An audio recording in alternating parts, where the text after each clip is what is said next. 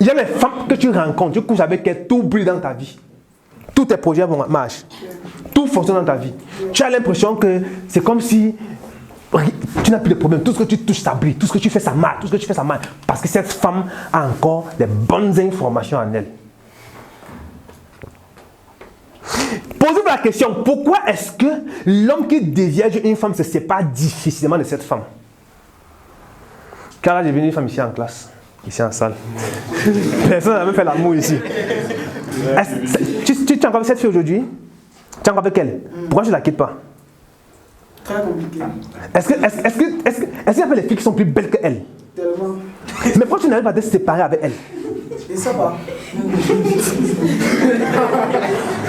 Parce qu'il a trouvé le bon produit. On n'est pas encore sali. En espérant que bon, s'il reste sali, peut-être on n'a pas encore sali et que c'est une fille qui est fidèle.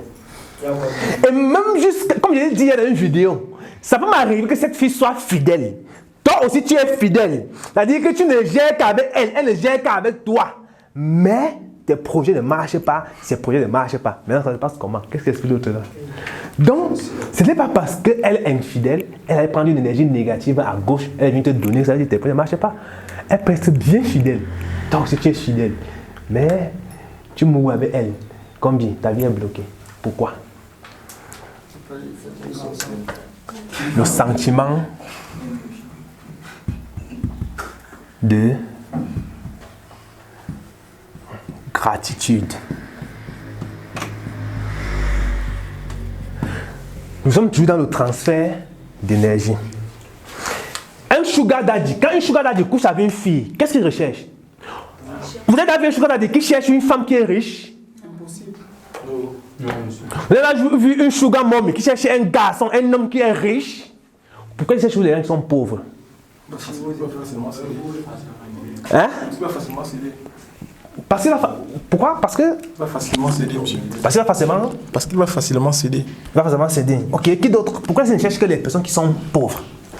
Bon, en fait, il ne cherche que les personnes qui sont pauvres parce qu'il sait qu'en donnant beaucoup d'argent à ces personnes qui sont pauvres, ces personnes-là, et les personnes pauvres ont souvent une certaine gratitude. Cette gratitude-là, quand ils émettent de bonnes éloges envers vous, ça marche forcément parce qu'ils avaient vraiment besoin. Tout simplement. Vous savez, si vous êtes dit au début que vous avez compris que vous êtes une énergie, ça veut dire qu'en fait, votre partie physique qu'on voit ne représente que 1% de qui vous êtes.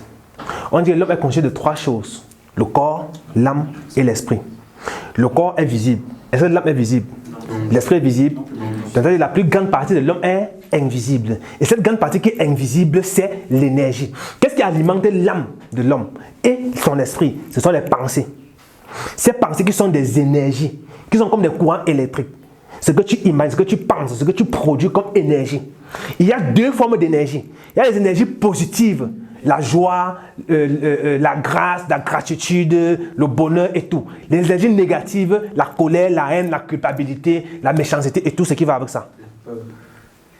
Ça, la peur aussi, ce sont des énergies négatives.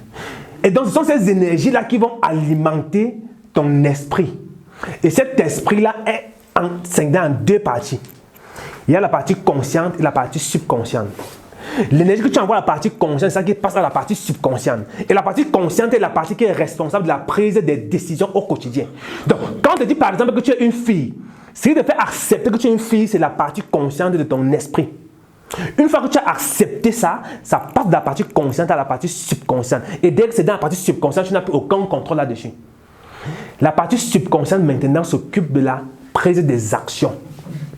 Et les résultats que tu obtiens au quotidien sont basés sur les actions que tu mènes. Ça veut dire que si tu as mené, si peut-être aujourd'hui tu te dis que c'est la vente en ligne qui donne de l'argent, c'est parce que tu as eu des informations qui t'ont permis de comprendre que la vente en ligne donne de l'argent et que tu as accepté. C'est donc aller dans la partie subconsciente. La partie subconsciente t'a imposé les actions que tu vas faire au quotidien. Ça t'oriente vers les histoires comme ça, la vente en ligne.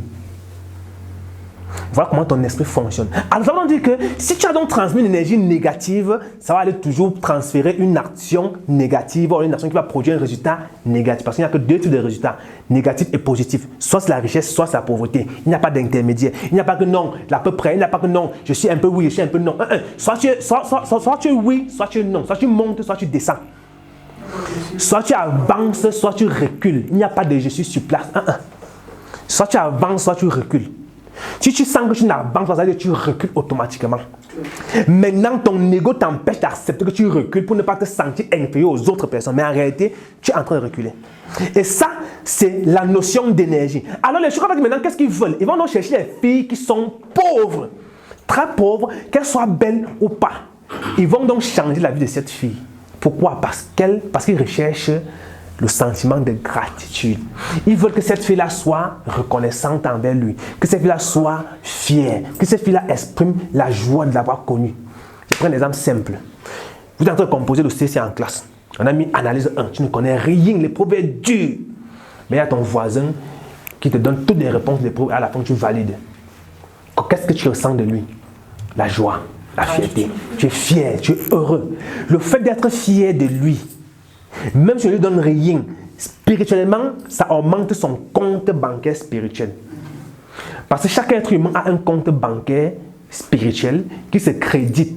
C'est pourquoi il y a les hommes riches qui ont compris cet aspect de spiritualité et qui au quotidien vont poser des actes positifs au quotidien pour augmenter le crédit, pour charger le compte bancaire spirituel. Et plus ton compte bancaire spirituel est chargé positivement, plus tu as les grâces, plus tu as la joie, plus tu as le bonheur. Et plus il est chargé négativement, tu as la malchance, tu as les mauvaises choses, tu as les trucs qui ne marchent pas. Et donc ces personnes qui sont riches, ils ont compris aussi ce qu'on appelle la loi de la compensation. C'est pourquoi ces sugar daddy, en réalité peut-être sont des personnes qui sont des sorciers, des vampires qui tuent les gens au quotidien, mais ils vont faire l'effort de rendre fiers le maximum de personnes, qui dépassent le nombre de personnes qu'ils ont eu à détruire leur vie. Ça fait en sorte que ceux qui sont positifs vont dominer ceux qui sont négatifs.